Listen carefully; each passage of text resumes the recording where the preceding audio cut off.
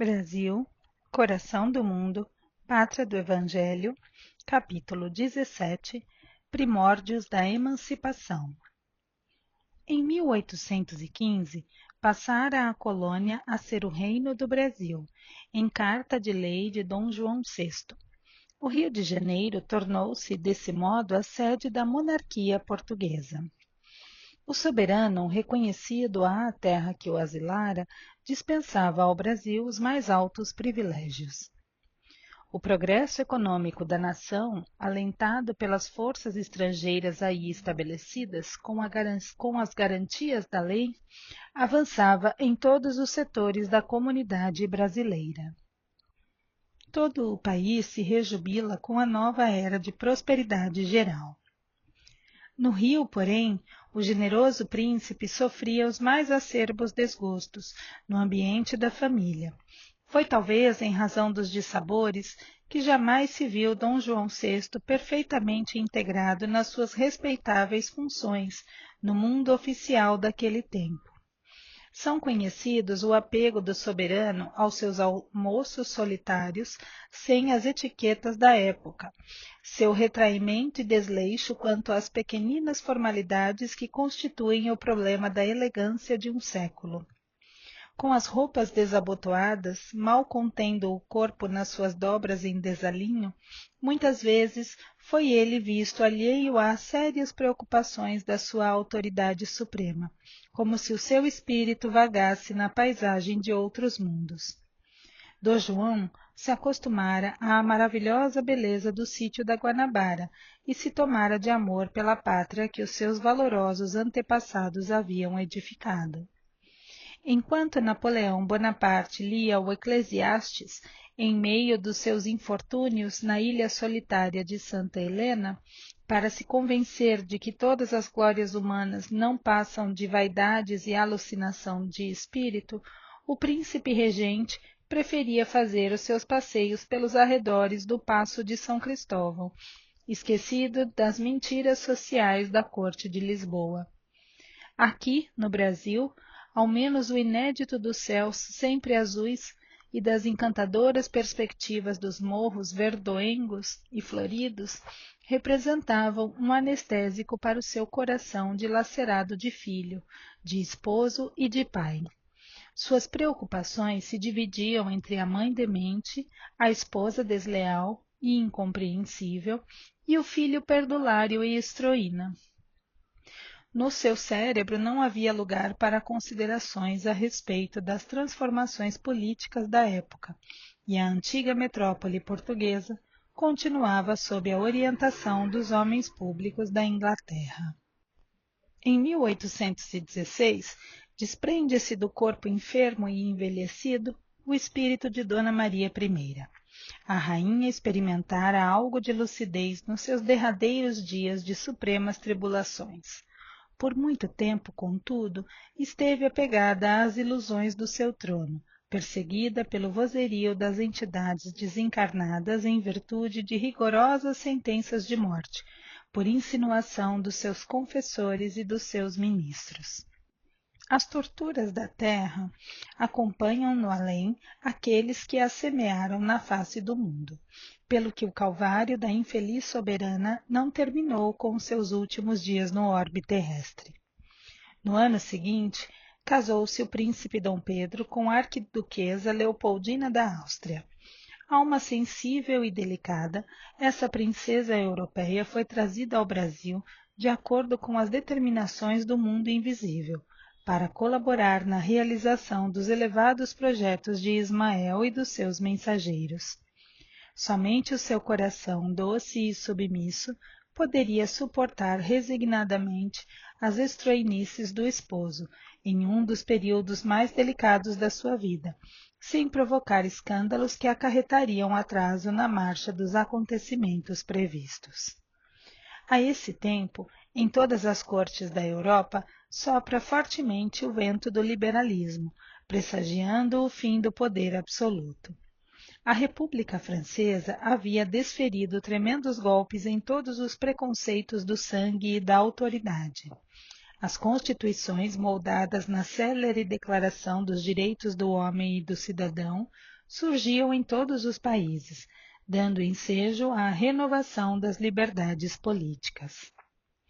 Depois da morte de Dona Maria I, Portugal não se resigna à situação de subalternidade a que o conduzira a caprichosa vontade de Dom João VI, perseverando em permanecer no Brasil, e prepara todos os elementos para a insurreição contra a ditadura despótica de Beresford, em cujas mãos inábeis de administrador se encontrava o poder.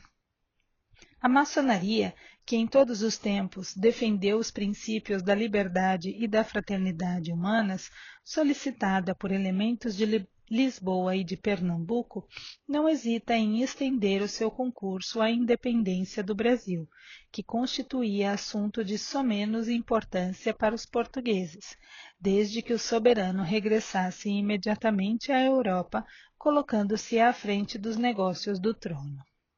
A verdade, todavia, é que os pernambucanos exaltados não esperam a solução pelos processos pacíficos, e exacerbados os antigos ódios entre brasileiros e portugueses, que já haviam levado Recife e Olinda à guerra fratricida, promoveram a Revolução de 1817, na qual se sacrificaram tantas vidas. Foi quando apareceu em todo o norte do país o famoso Preciso, redigido por Luís de Mendonça, que se viu ameaçado de fuzilamento. As comissões militares, designadas para reprimir o movimento, ordenaram morticínio e crueldades que consternaram o coração do próprio rei, induzindo-o a mandar suspendê-la sem perda de tempo, a fim de que cessassem as arbitrariedades dos executores das ordens do Conde dos Arcos. A 6 de fevereiro de 1818, dia da sua coroação, o soberano concedeu anistia a todos os implicados. Ismael e seus emissários conseguiram, com a proteção de Jesus, fazer desabrochar por toda a parte os albores da paz, lançando os alicerces da emancipação do Brasil. Em 1820, rebenta em Lisboa e no Porto a Revolução Constitucionalista. Portugal, reduzido à condição de colônia desde a ocupação de Junot, reclamava a volta imediata da família real à metrópole portuguesa e o regime da Constituição para sua vida política. As próprias tropas que estacionavam no Pará e na Bahia aderiram ao movimento da pátria. Dom João VI busca procrastinar as suas decisões. Promete enviar o príncipe Dom Pedro para examinar a situação, mas todos ou quase todos os portugueses do Brasil protestam contra as atitudes tergiversantes do monarca. As tropas, aderindo ao movimento do reino, se reúnem no Largo do Rócio. O momento era dos mais delicados. Os colaboradores invisíveis, no entanto, desdobram suas atividades conciliadoras junto de todos os elementos políticos presentes na cidade, e Dom Pedro, depois de algumas combinações necessárias e rápidas, corre ao Paço de São Cristóvão, de onde traz um decreto antedatado, com a assinatura do soberano, declarando que aceita e mandará cumprir a Constituição da Junta Revolucionária de Lisboa. Os militares e a população entregam-se então às mais ruidosas manifestações de alegria. Girândolas e bandeiras celebram nas ruas cariocas o acontecimento. Entram, porém, em jogo os interesses de Portugal e do Brasil. A 7 de março de 1821, Dom João VI torna conhecida a sua resolução de regressar a Lisboa. Logo, os favoritos da sua corte lhe insinuam a supressão de todas as liberdades que ele havia outorgado à pátria do Evangelho, mas a mentalidade brasileira protesta pela voz dos seus homens mais eminentes. O generoso soberano, cujo reinado transcorria num dos períodos mais críticos da história do mundo, foi obrigado a deixar no Brasil o filho como príncipe regente. No momento das despedidas, ele profere a famosa recomendação: Pedro, se o Brasil se separar de Portugal, antes seja para ti, que me respeitarás, do que para algum desses aventureiros. Notas do editor. Nota 127. Beresford.